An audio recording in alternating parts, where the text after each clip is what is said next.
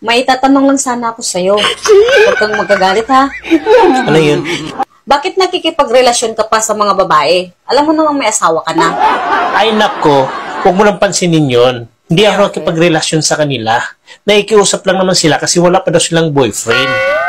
Tsaka one time lang naman yun. Nakakaya naman tanggihan. Naikiusap naman yung tao. Ganun ba yun? Oo, ganun yun. Ano ka ba? Naikiusap naman sila ng maayos. A few moments later. Oh, mahal, ba't ngayon ka lang umuwi? Late ng 3 oras yung uwi mo ah. Ano nangyari? Oo, mahal. Nakikiusap kasi katrabaho ko. Niyaya niya ako sa Sogo. 3 oras lang naman yun. Wala daw kasi siyang girlfriend. Nakakahiya naman kapag tanggihan. Diba? Yun yung sabi mo.